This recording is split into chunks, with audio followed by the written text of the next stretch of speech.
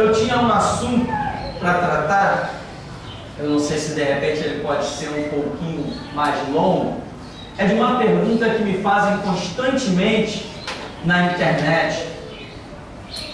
E eu tinha exatamente separado isso para comentar hoje, lá de Malaquias capítulo 3, que fala de dízimos, fala de ofertas. Aí a gente monta assim um trabalho, sabe o que eu faço? Quando as pessoas vêm me perguntar isso de novo, eu anexo o arquivo e mando para ele, já não dou mais resposta. Tem aquele tempo de ficar digitando, cato os textos bíblicos e tal, já mando de vez. E quando a pessoa volta assim, mas eu não entendi, opa, então não tem mais jeito. Já nem dou mais resposta, excluo de vez e pronto. Lá em Malaquias, no capítulo 3, no verso 6, diz assim: porque eu, o Senhor, não mudo. Por isso, vós, ó filhos de Jacó, não sois consumidos. Desde os dias de vossos pais, vos desviastes dos meus estatutos, e não os guardastes. Tornai-vos para mim, que eu me tornarei para vós outros, diz o Senhor dos Exércitos. Mas vós dizeis, em que havemos de tornar? Roubará o homem a Deus? Todavia vós me roubais e dizeis, em que te roubamos? Dos dízimos e nas ofertas. Com maldição sois amaldiçoados, porque a mim me roubais, vós, a nação toda. Trazei todos os dízimos à casa do tesouro, para que haja mantimento na minha casa. Provai-me nisto, diz o Senhor dos Exércitos, se eu não vos abrir as janelas do céu e não derramar sobre vós bênção sem medida. Por vossa causa, repreenderei o devorador, para que não vos consuma o fruto da terra. A vossa vide no campo não será estéril, diz o Senhor dos Exércitos. Todas as nações vos chamarão felizes, porque vós sereis uma terra deleitosa, diz o Senhor dos Exércitos. Veja bem, praticamente no começo do texto, no verso 7, está escrito: vos desviastes dos meus estatutos. Estatutos são as regras, são os mandamentos de Deus. E depois Deus, através do profeta Malaquias, com uma palavra bem direta, ele vem e toca num assunto central, que é o assunto dos dízimos. Então Deus fala que vos desviaste dos meus estatutos, e depois fala que do que ele está se referindo nesse estatuto são os dízimos. Então os dízimos fazem parte dos estatutos de Deus. Dízimos fazem parte dos mandamentos de Deus. Estatuto de Deus é algo que tem que ser cumprido, é algo que não pode ser driblado, é algo que não pode ser maquiado ou ser cumprido, por exemplo, em parte, pela metade, 1/10 ou 1/8, não pode. Estatuto é aquilo que tem que ser cumprido, e você nunca cumpre um mandamento pela metade. Não tem como cumprir um mandamento pela metade. Se você sai com o seu lixo pela manhã para jogar no latão de lixo da Columbe, que fica a 50 metros da sua casa, aí você vai caminhando com a sua bolsinha de lixo, chega lá, quando você está a 40 metros, faltando 10 metros para chegar no latão de lixo, você larga o lixo ali naquele caminho. Você cumpriu o propósito? Tem muita gente que faz assim com os estatutos de Deus. Não, eu não cheguei a fazer tudo, né? Estou falando de forma geral. Não cheguei a fazer, mas pelo menos eu fiz em parte. Não, para Deus o que é em parte não é nada. Para Deus o que é em parte não é nada. Você aceitaria dar uma ordem e vê-la cumprida pela metade? Você diria para o teu filho assim: olha, leve essa faca até a pia e corta lá um pedaço de pão. Aí você, quando chega para ver o trabalho que você deu a ordem, você vê a faca em cima da pia, mas você não vê o pão cortado.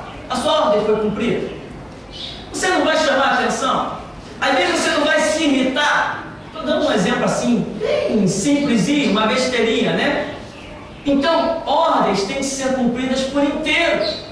Imagina um general dando uma ordem para um soldado: Um exemplo das coisas que eu sei que acontece por dentro do quartel aí. Ô soldado, fulano? Pois não, capitão. Ó, tá aqui a chave do meu carro. Lava o meu carro, tá? Bate os tapetes, limpa a mala, limpa tudo. Porque você sabe que soldado no quartel, já que nós estamos em guerra, eles servem de empregado para os maiorais, né? Todo mundo sabe disso. Você vê soldados treinados para a guerra varrendo rua. Soldados treinados para a guerra pintando muro, fazendo calçamento no meio da rua. E a nação pagando. Que absurdo! Mas deixa isso para quando eu for eleito. Então, irmão, aí o camarada, vou agora ver o que o soldado fez do meu carro. Aí ele vai lá, olha tudo, o carro por fora está todo limpinho. Quando ele abre, os tapetes estão sujos. No mínimo ele vai dar uma cadeia nesse camarada aí, né? Porque não cumpriu a ordem dele. Uma ordem cumprida pela metade é uma ordem que não foi cumprida. Assim também, né? Você já viu assim aquelas pessoas que dizem assim: não, eu não chego a dar o dízimo não, mas eu dou uma oferta. Fique com a sua oferta para você. Não pense que vai comprar Deus. Quando ele diz trazer os dízimos, ele disse dízimo. Se você quer dar esmola, vai dar na igreja católica, vai dar na universal. Mas para Deus, não, para Deus não.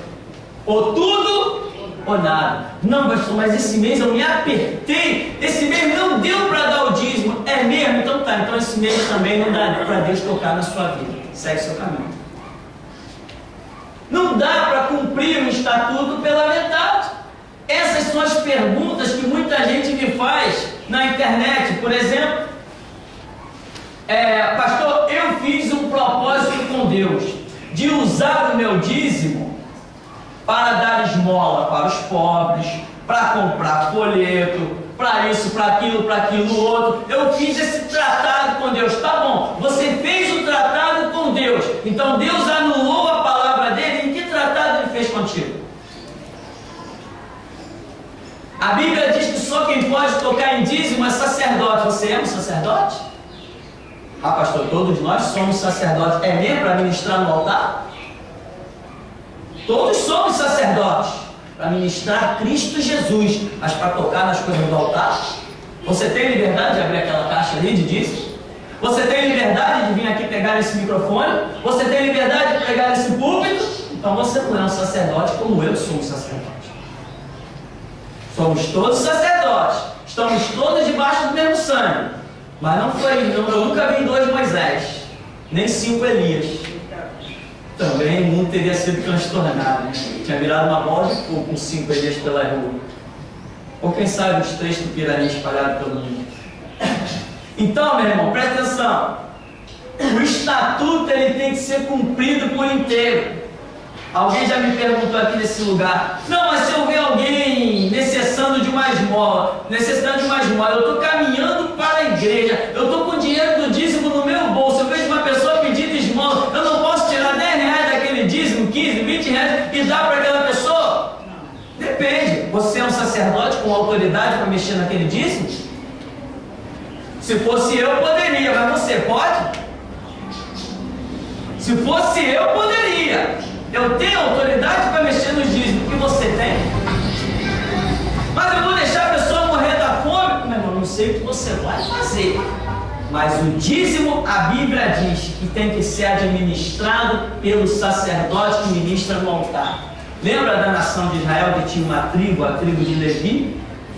Deus repartiu terras para todo mundo. A tribo de Manassés, a tribo de José, a tribo não sei de quê. Todas as tribos tinham as suas possessões. E a tribo de Levi? Não tinha terra. Senhor, nós vamos ficar sem terra? Vocês vão administrar o dízimo. Ou seja, todas as nações iriam trabalhar, iriam plantar, iriam colher, iriam cuidar de rebanhos, iriam trazer os dízimos para a tribo de Levi. E eles administrariam isso no sustento da casa do Senhor. A quem tivesse que ajudar, a quem tivesse que dar esmola, isso seria numa tribo de Levi. Eles eram separados para ministrar no altar. Eram os descendentes de de Arão, Levi, Arão. Então, eles trabalhavam, as outras tribos trabalhavam, entenda isso, tá, meu irmão? O trabalho não é uma maldição. Algumas pessoas podem interpretar mal uma pregação que eu tenho aí, né? Acho que é as duas servidões. Veja bem, duas servidões. O trabalho, Deus disse, dentro de um contexto de maldição. Mas mesmo dentro de um contexto de maldição, em se tratando do cumprimento de uma ordenança de Deus, é bênção. Dá para entender? Eu acho que é muito fácil, né? Então, aquelas tribos iam oferecer dízimo. De quê? Do seu trabalho, do seu suor, do calejar das suas mãos. E com este trabalho, com esse calejar abençoado por Deus, Deus iria usar a tribo de Levi para sustentar outros que não tinham terras, não tinham possessões, que estavam passando por dificuldades. Ia usar para administrar o louvor de Deus, confeccionar instrumentos, ornamentar a casa do Senhor. Tudo isso fazia parte.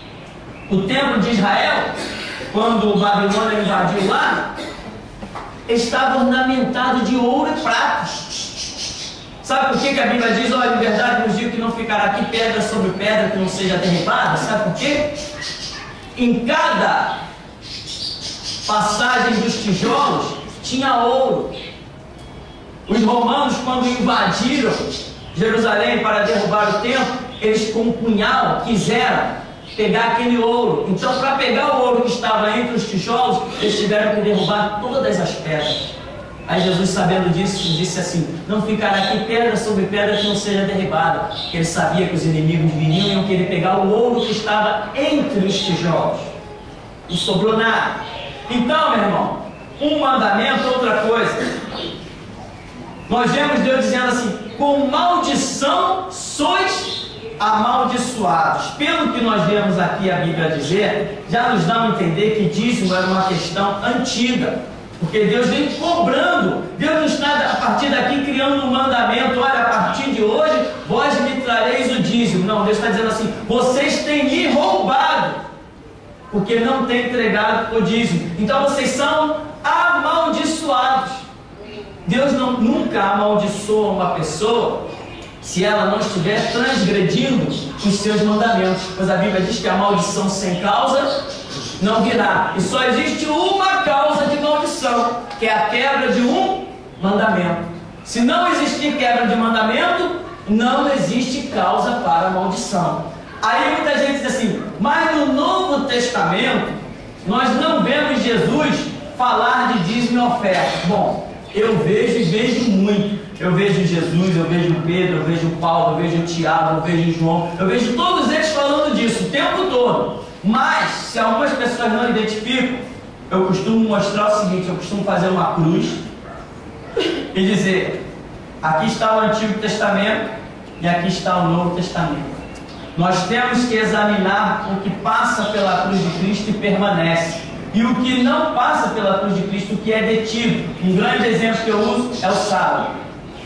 Nós vemos o sábado chegar na pessoa do Senhor Jesus e ele, com 1000 argumentos, rejeitar, condenar as atitudes dos judeus. E Jesus autoriza os seus discípulos a curarem no sábado, a trabalhar no sábado, e diz que o sábado foi feito para o homem, não o homem para o sábado. E diz, olha, aqui está alguém que é maior do que o sábado. Ou seja, eu entendo que Jesus fez coisas no sábado e me autorizou. Então no Novo Testamento eu não guardo sábado, não guardo dia nenhum, nem domingo, como muita gente pensa, né? Eu não guardo domingo, eu não guardo dia nenhum. Eu uso todos os dias para louvar e engrandecer ao meu Deus.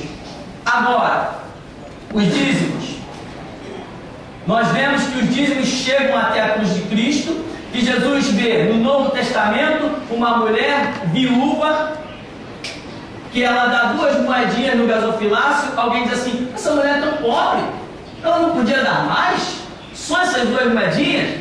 Aí Jesus aparece no meio da multidão e diz assim, ela deu mais.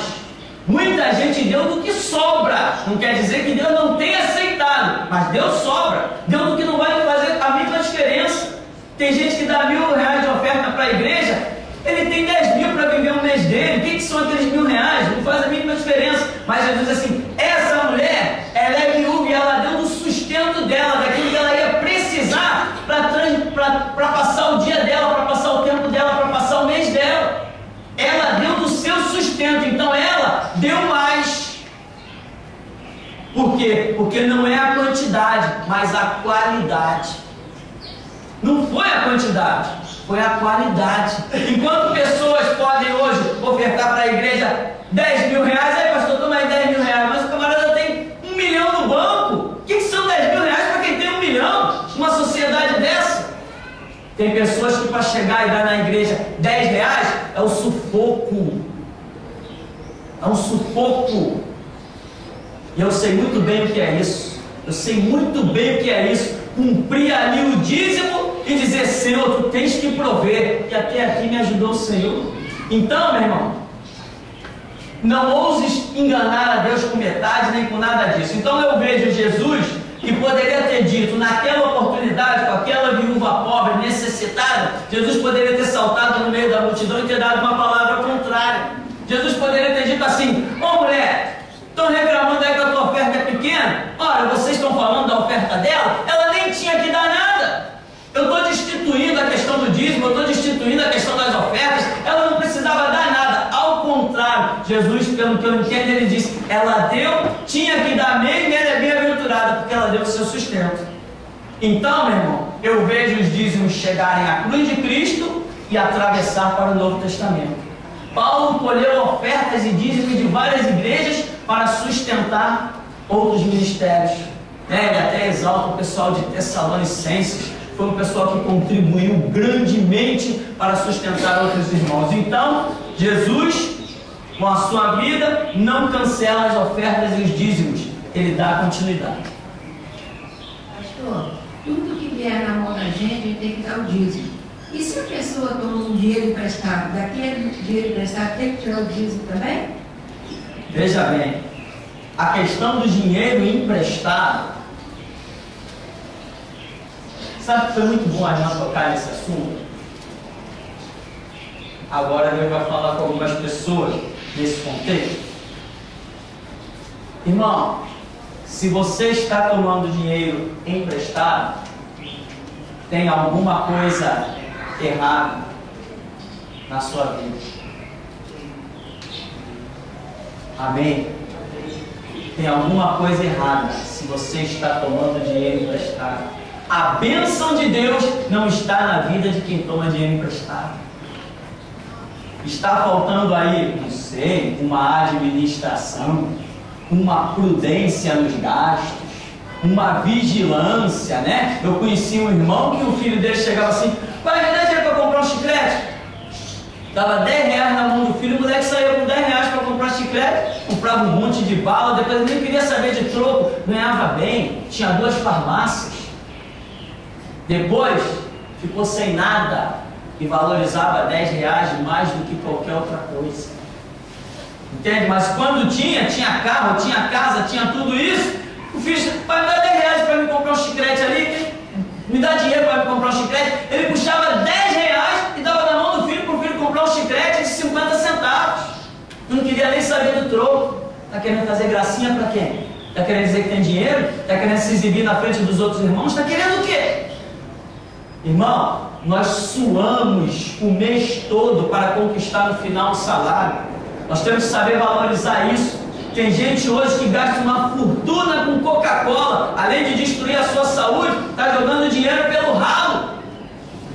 Já fiz cálculos aqui com alguns irmãos que chegam a gastar 200 reais por mês de Coca-Cola. Você sabe o que é uma mensalidade de 200 reais com Coca-Cola? Daqui a pouco vai pedir dinheiro emprestado. Uma vez eu estava fazendo um cálculo, meus filhos começaram, quase todo dia queriam hambúrguer. Hambúrguer? Tinha um hambúrguer aqui, vendia hambúrguer bem pertinho aqui, né? Quase todo dia queria hambúrguer e eu, na inocência, quanto é um hambúrguer? Ah, o hambúrguer era 3 reais, daqui a pouco passou para 5, eu falei, peraí, deixa eu calcular esse negócio direito. 3 filhos, vezes 5 reais, igual a 15 reais. Para e pensa se eu pagar hambúrguer todo dia para os meus filhos. Isso aqui dá o quê? É 30 vezes 15. 3 vezes 5, 15. 5 vai 1, 4. Eu estou botando a corda no meu pescoço. Se eu pagar hambúrguer para os meus filhos todo dia, eu tenho uma mensalidade de R$450 para os meus filhos comerem hambúrguer.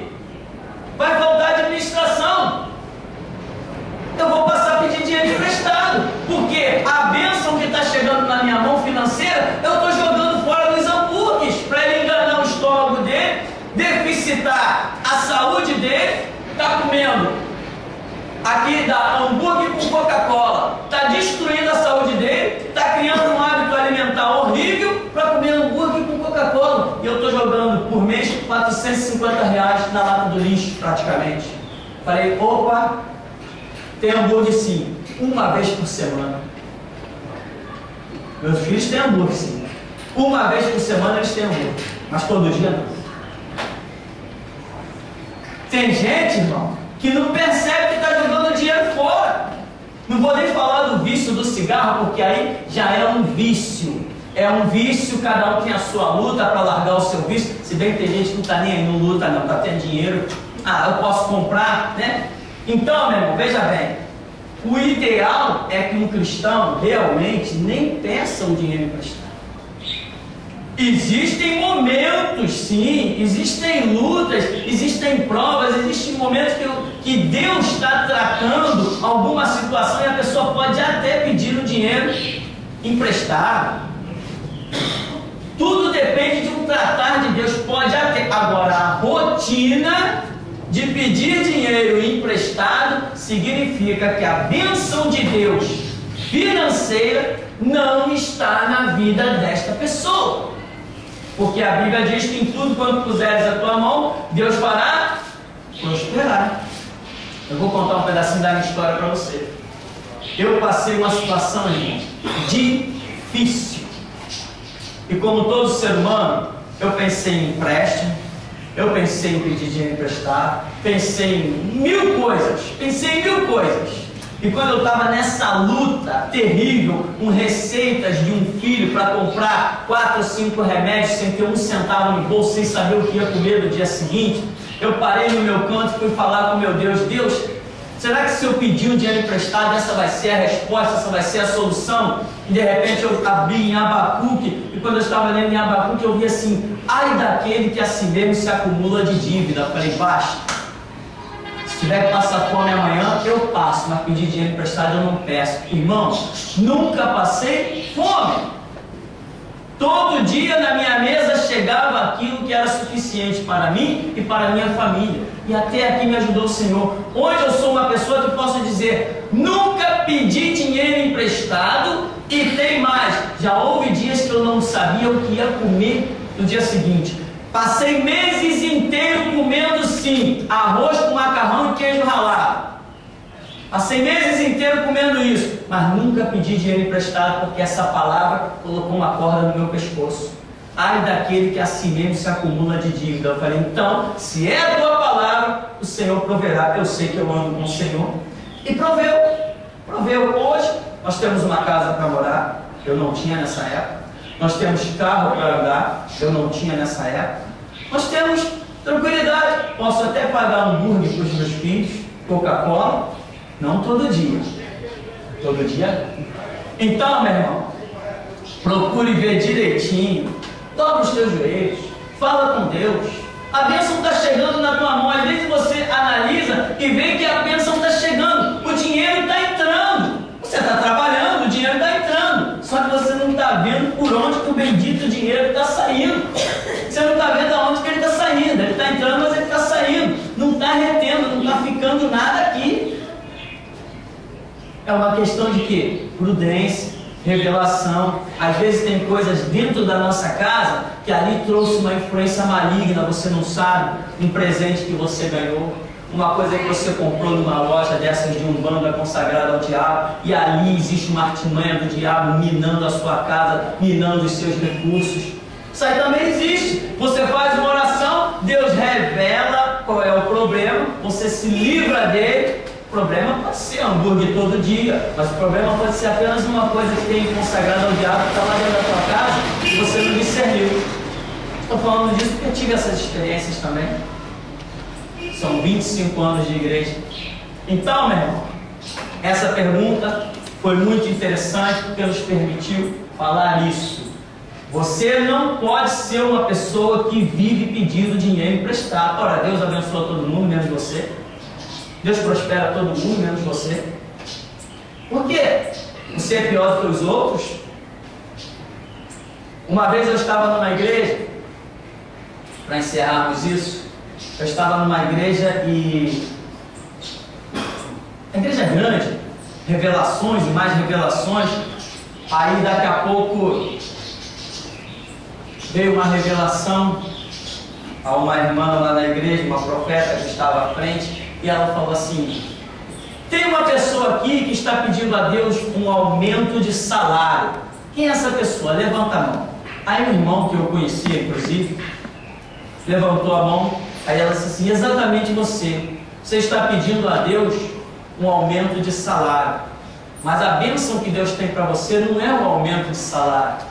Deus hoje está te dando a bênção da prudência nos gastos. Você ganha muito bem.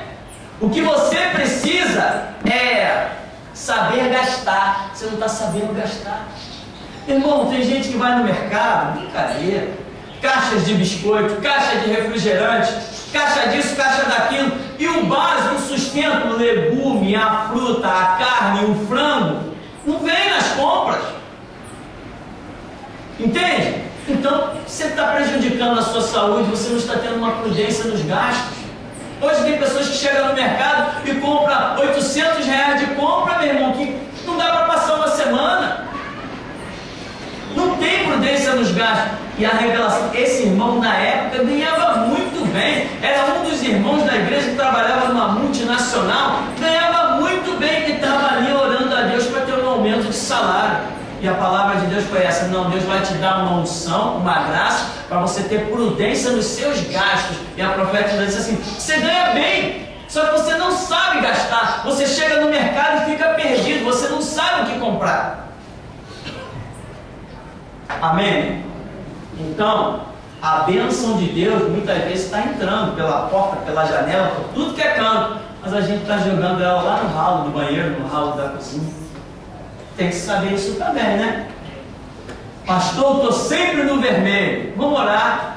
Pode ser uma maldição. Pode ser uma maldição. Sabe o que pode ser uma maldição? Tem um camarada aqui no bairro Santo Cristo. Esse camarada está envelhecendo sem conseguir um emprego. E ele está debaixo de maldição. Eu sei que ele está debaixo de maldição. Pediu, fez uma tramóia com uma pessoa e o cara era crente. E o cara fez uma oração: enquanto não te arrependeres, tu vai sempre viver no vermelho. Esse camarada nunca conseguiu um emprego. Todo dia eu passo por ele e ele não consegue um emprego. Tudo que é porta que ele abre é fechado. Ele vive na dependência de quem dê a ele um prato de comida. Porque ele fez uma tramóia com um crente. E o camarada entregou ele na mão de Deus. Enquanto ele não manifestar arrependimento, a maldição não será quebrada. Se você não está vivendo uma maldição, vamos orar. Pode ser uma coisa com influência maligna que esteja dentro da sua casa. Pode ser, o que mais que eu falei há pouco? Pode ser que você não tenha prudência dos seus gastos, né? Tem gente que todo dia está no restaurante. Irmão, nós não vivemos uma sociedade para todo dia estar no restaurante. Não, pastor, mas eu detesto cozinha. É mesmo? Por que casou? Não sabia que mulher casada vai para a cozinha? Mulher solteira dá seu jeito, mas mulher casada tem que ir para a cozinha. Ainda mais depois que nasce os filhos. Já pensou? 3 filhos nas costas, vou para o restaurante. Você tem dinheiro, você tem. Se você gastar, vamos dizer, R$30, que é bem mais, R$30 por dia no restaurante, você já tem uma mensalidade aí de 300. Isso é o mínimo do mínimo. Pastor, pode ser também negociando dízimo, né? Quando não estiver que esse mês eu vou gastar, depois eu te dou. Ah, sim, negociar com Deus é legal. Eu imagino Deus assim, sentado numa banquetinha. Próximo! Bom, Senhor, eu tinha um negócio para fazer com o Senhor aí. Eu queria esse mês, eu vou fazer só isso aqui. E mês que vem a gente acerta. Imagina, um Deus soberano, onipotente. Ah, pastor, mas Deus não está preocupado com dinheiro. Vai querer dizer para mim que o Criador dos céus e da terra está preocupado com dinheiro? Não. Eu vou dizer que ele está preocupado com a obediência. Com dinheiro, não. Longe de mim tal coisa. Eu nunca vi Jesus pedindo esmola. Eu nunca vi Jesus na televisão dizendo: olha, por favor, contribuam aí, senão assim mesmo não tem como fazer a obra. Eu nunca vi Jesus fazendo isso. Nunca vi. Jesus precisar de dinheiro?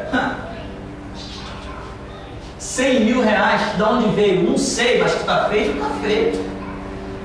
Está feito, está feito.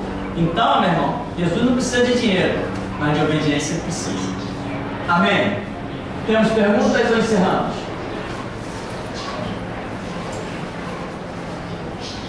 Pastor, cada pergunta é minha. Olha só, pastor, será que esses crentes assim, que são tão valentes, tão sábios, que arrumam assim 1000 pretextos para não entregar o dízimo a Deus, por que será que eles não contestam o que o Estado cobra por mês de tributo, que às vezes chega a 50 ou então até mais da renda dele? E o Estado, ele não dá um mandamento, o Estado é uma imposição dele. Por que será que ele não contesta o Estado e a Deus ele esnoba Deus? Então será que o Estado é digno de temor e Deus é palhaço? Justamente, né? O Estado é digno de temor. Não, se eu não pagar o meu IPTU, se eu não pagar a Light, vai me cortar minha luz, a SEDAI vai não sei o que, vai explodir o meu hidrômetro, e esse papo todo. Mas ela não tem a visão espiritual, de que se o espiritual dela vai mal, tudo o resto, meu irmão, vai mal, é um caos, é uma catástrofe. O que tem que estar bem em primeiro lugar é o espiritual. Então, eu posso até ficar sem pagar uma conta d'água esse mês, mas não posso ficar sem dar o meu dízimo. Ah, pastor, e se eu ficar sem luz, como é que eu vou fazer no escuro? Acende vela, mas honra a Deus, espere Ele te honrar. Que a Bíblia diz: humilhai-vos debaixo da potente mão de Deus, para que a seu tempo vos exalte. Ou você pensa que eu já não dei dentro de casa, trocando tudo que é lâmpada para mais econômico, olhando muitas vezes: olha essa luz aí acesa à toa, apaga isso aí. Ou você acha que a gente não ensina as crianças: ó, entrou, acende, quando sair, apaga. Falou a primeira vez: ó, a luz lá que você deixou acesa. Na segunda vez já toma irritado: olha, não é para esquecer a luz acesa. Não é verdade? Então, meu irmão, veja bem, se a gente economiza lá porque sabe que vai ter que pagar, por que eu não vou honrar também a parte de Deus? Eu tenho que honrar a parte de Deus. Se o meu espiritual vai mal, tudo vai mal, dá errado no trabalho, eu não tenho a graça, o discernimento, a revelação, o entendimento de como controlar as finanças. Tudo é uma questão de direção. Quantas vezes eu já entrei em lojas no centro da cidade para comprar uma roupa e olhava para a vitrine assim, aqueles vendedores chatos lá em cima, né? Bom dia, boa tarde, boa noite, não sei o que, eu ignoro o cara, fico olhando para a roupa e digo assim: Senhor, é aqui que eu devo comprar? O Senhor diz assim: não. Eu saio e vou para outra loja. Entro na loja, vejo aquilo que eu gostaria de comprar: Senhor, é aqui que eu devo comprar? Não. Eu vou rodando até ouvir sim. Normalmente sim é o mais barato e é o melhor. Meu irmão, isso não é piada. É o mais barato e é o melhor. Uma vez estava um papo aí de roupas, né? As roupas da minha esposa e não sei o que. Alguém falou assim: caramba, esse vestido deve ser caro, né? Ela falou assim: R$24 ali na Rua da Fonte. Mas uma esposa de pastor vestindo um vestidinho de R$24? Que horror! Né? Fazer o quê? Né? Pastor, quanto custou a sua calça? Essa calça aqui? R$17. Quer ir lá comprar uma? Tomar um vestido? Essa aqui não, essa aqui foi presente. A camisa aqui foi presente. Então, meu irmão, e eu glorifico a Deus pelos presentes que eu ganho. Que eu tenho de camisa lá que foi presente, meu irmão, cinto. Porque eu vivo de quê? Eu não vivo do ministério. Se eu ganho presente, é recurso que vai ficando lá para usar em qualquer momento que for necessário. Ou você acha que os recursos que sobram do ministério em cada mês, eu jogo eles pela janela? Não, nós temos uma conta poupança aonde todo mês fechamos as contas, pagamos tudo, sobrou, deposita lá. Se precisar, a gente pega. Se não precisar, deixa lá na hora que Deus dá ordem, faz uma obra. A gente sabe de onde mexer. O gasto aqui no ministério, eu controlo o ministério como se estivesse controlando a minha própria casa. Eu nunca gasto mais do que aquilo que eu recebi. É por isso que eu sempre digo, nós não devemos nada a ninguém, nós não temos nenhuma dívida. Por quê? Porque eu só gasto daquilo que eu tenho. Eu não me endivido, porque a Bíblia me adverte. Ai daquele que acima se acumula de dívidas. Nós temos aquela ocasião em que Jesus adverte aos que dizimavam comigo e doendo, que o mais importante seria eles exercerem misericórdia. Ora, para bom entendedor, né? Se o mais importante é exercer misericórdia, Jesus está querendo dizer que é importante sim dizimar o domingo, dizimar, no caso, né? Em outras palavras, Jesus dizer isso. Olha, o mais importante é exercer misericórdia. Em outras palavras, ele está dizendo, vocês devem sim dizimar o comigo e o ano. Em outras palavras, é isso, né? Exato. No próprio texto, quando segue mais um pouquinho, ele ainda diz assim: vós deveis fazer estas coisas sem omitir aquelas. Ou seja, vocês têm que sim dar o dízimo do entro, do cominho, da hortelã, mas não pode esquecer a misericórdia, o amor. Por quê? Porque muita gente batia no peito: Senhor, eu dou o dízimo de tudo quanto tenho, eu estou justificado com Deus. Não, os dízimos são uma parte dos estatutos de Deus, não é todo o estatuto de Deus. A Bíblia, o Evangelho é muito complexo, né? São vários detalhes, várias situações. Então, eu não sou justificado por uma atitudezinha, né? Nem tem gente que, no tempo da Igreja Batista, eu ouvia pessoas dizerem assim: não, eu já fui na igreja esse domingo, dei até o meu dízimo, já fiz a minha obrigação com Deus. Aí Isaías diz assim: miserável, quem pediu que você viesse pisar nos meus atos? Quem te chamou aqui? O camarada acha que comprou Deus porque deu um dízimo. Isso aí não sabe nem que é reino de Deus. É uma colocação do Luiz Fernando lá de Blumenau. Ele diz assim: quando financiamos um carro, pagamos um monte de juros, mas tem hipócritas que não pagam dízimo, mas pagam vários impostos. Exato, né? As pessoas pagam juros em carro e um monte de coisa, mas as coisas de Deus a pessoa abandona. Ela é como se Deus não estivesse aqui para cobrar. Deus está aí para cobrar, meu irmão, e não só para cobrar. Principalmente o objetivo de Deus é abençoar. Quando Deus determinou que abriria a janela do céu e criou a questão do dízimo, o objetivo dele foi abençoar, porque Deus não está cobrando alguma coisa de alguém que não tenha. Se você não tem um emprego, não tem uma renda, Deus está cobrando teu dízimo? Não está cobrando, Deus é justo. Agora, Ele vai te abrir as portas do emprego, Ele vai te abrir as portas da prosperidade. Quer ver você honrar a palavra dEle? Quanto mais você honra a palavra dEle, mais você prospera. Irmão, na minha época, uma vez, eu estava para sair de uma empresa. Nessa empresa, olha, isso tem 15 anos atrás. E nessa empresa, o meu dízimo era correspondente a R$40. Mas a igreja onde eu estava nessa época era uma igreja bem humilde e precisava. Então eu não dava aqueles R$40. Eu dava com dízimo R$50. Era me esgotando, sabe? Eu era solteiro na época e eu falei: o que eu tiver aí, o que eu puder dar, eu vou dar. Na minha ali, chegava lá e ofertava. Nunca falei nada com o pastor, nem o pastor tem satisfação do meu dízimo, não. Exatamente como é aqui. Eu não sei quem dá dízimo, nem quem deixa de dar. Não tem envelope, não tem livro de ouro, não tem nada dessa palhaçada para ninguém assinar, porque a mim não me interessa. Não é a minha palavra que cobra dízimo, é a de Deus. Não sou eu que vou abençoar ninguém, é Deus. O compromisso é dele, a honra é dele. Então, uma vez eu estava para sair da empresa e eu fiquei preocupado. Olha a minha preocupação. Eu falei: caramba, a igreja está precisando desse meu dízimo.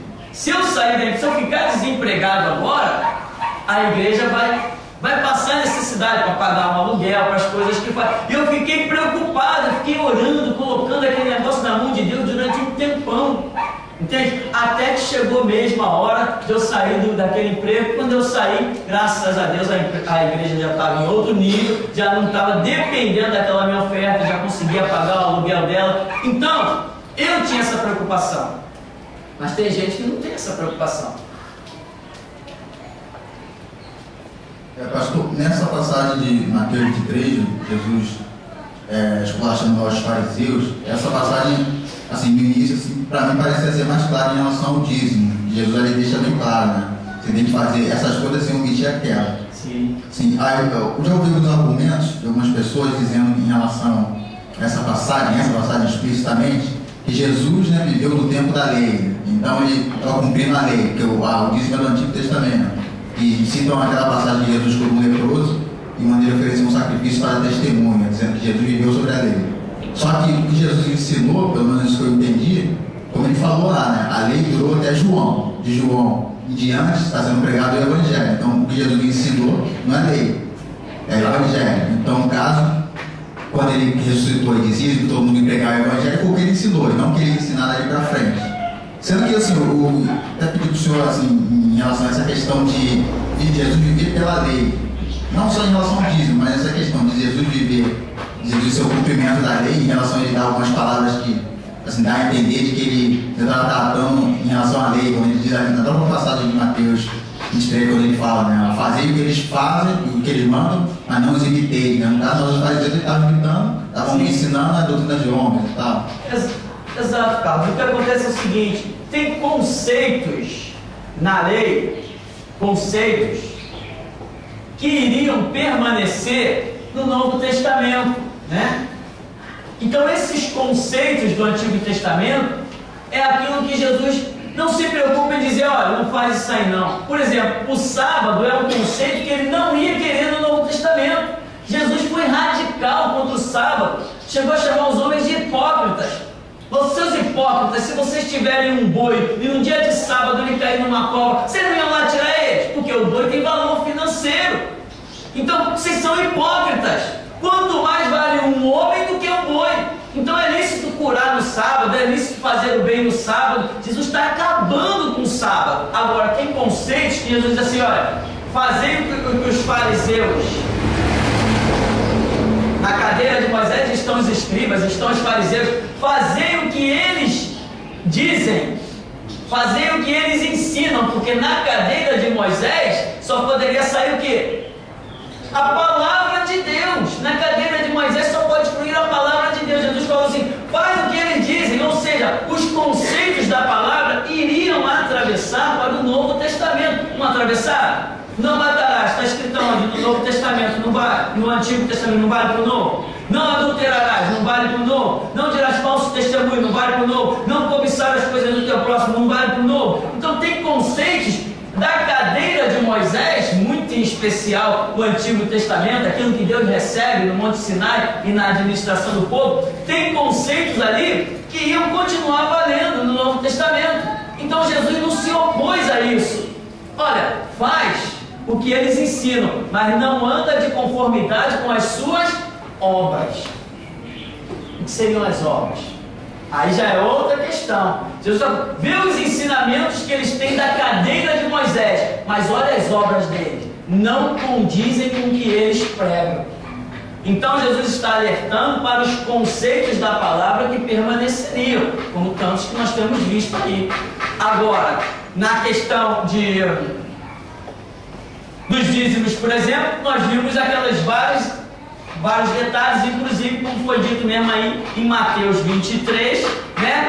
Jesus está mostrando, vocês devem fazer estas coisas, os dízimos, sem omitir aquelas. Então, várias vezes que Jesus está falando de conceitos do Antigo Testamento, nós conseguimos detectar, observando que depois das coisas serem provadas na cruz de Cristo, algumas delas não ultrapassam, como o sábado, por exemplo, outras, porém, vão adiante e continuam seguindo como conceitos de vida também no Novo Testamento. Isso é o que nós vemos redundantemente. Tem uma pergunta aqui do Luiz lá de Blumenau, uma outra também da Sônia. Ele pergunta assim, é errado guardar dinheiro no seu conhecimento bíblico? Não, se tiver alguém lá sobrando e quiser guardar, pode mandar para mim, né? Pode mandar que eu guardo para ele, né? Como é o nome dele? Luiz Fernando. Se estiver sobrando aí, manda que eu guardo para você. Aí, pastor, tem uma colocação do Felipe, lá de Caxias, ele fala assim, pastor, muitas pessoas dizem que dízimo não é dinheiro e ficam fazendo comparações de antigamente, quando os dízimos eram dados de ervas. Enfim, a pessoa fica tentando dar uma volta em Deus. Mas vamos encerrar aqui, né? O que acontece? Naquela época não existia dinheiro, né? O dinheiro começou depois de certo tempo a aparecer. Primeiro começou, era um pedaço de prata, tinha o seu valor. Um pedaço de ouro tinha o seu valor. Depois começou os homens a remodelarem o ferro. A era do ferro, chamada Idade do Ferro, foi uma era revolucionária, porque foi do ferro que se confeccionou armas e conseguiu criar grandes exércitos poderosos, com escudos de ferro, capacete, espadas. Então, em cada tempo vai acontecendo os seus valores. Hoje nós vivemos a era do dinheiro. Cada nação tem aí o seu dinheiro. Os Estados Unidos tem dólar, no Brasil tem o real, na Europa tem o euro. Então, hoje, você tem um boi aí para ofertar? Quem tem boi? Não tem boi. Você tem os pães de cevada para ofertar? Não tem. Você tem um carneiro? Não. O que você vai ofertar então? Se você ofertasse um boi hoje, o que eu ia fazer com ele? Eu ia botar ele aonde? Pelo menos um churrasco dá para fazer, né? Está entendendo, irmão? Então nós temos que acompanhar mudanças lógicas. Então, bem como ele foi dito ali, alguns hipócritas querem dar uma volta em Deus, né? Não, na época dos dízimos não existia dinheiro, tá? Mas agora existe. O que era a transação comercial daquela época, o boi, a ovelha, a cevada, o trigo, hoje é o dinheiro, né? Alguém por acaso vai pegar um boi hoje para trocar num computador? Não, você pega dinheiro e compra as peças de um computador. Então, se a pessoa não é capaz, não tem a sensibilidade de ver uma mudança dessa, o que nós temos para ensinar uma pessoa dessa? Não tem mais nada para ensinar, né? Então, naquela época, se ofertavam outras coisas. Depois, as sociedades começaram a criar dinheiro, os domínios dos impérios, impor uma moeda. E hoje, graças a Deus, eu diria, né? A onisciência de Deus é tão tremenda, o poder de Deus é tão tremendo, que hoje, por exemplo, não adiantaria nós termos aqui muitos bois e muitas vacas. Nós precisávamos de dinheiro para pagar a internet e estar transmitindo o mundo afora. Precisávamos de dinheiro para montar um computador. Então, o sistema capitalista, essa parte financeira, é muito boa para hoje nós concluirmos os projetos da igreja. Amém? Vamos ficar por aqui então, agradecer a Deus.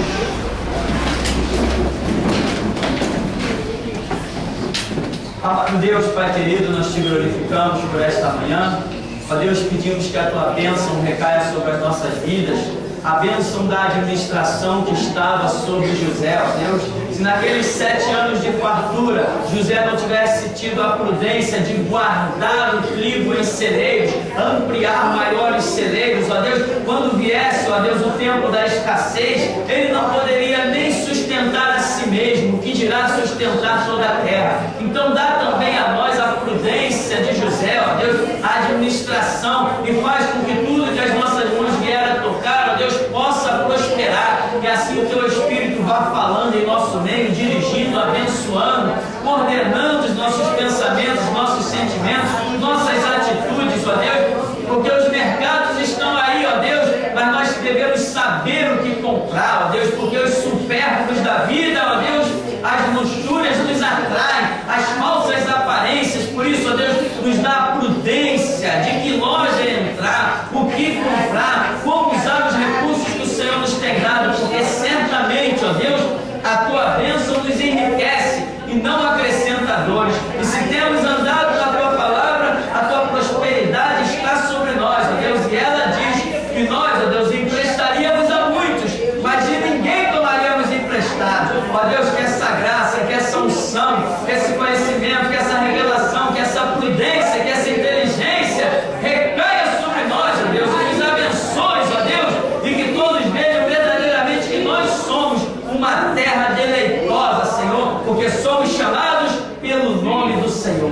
Assim nos dá a tua graça, nos abençoa nesta manhã, em nome de Jesus. Amém.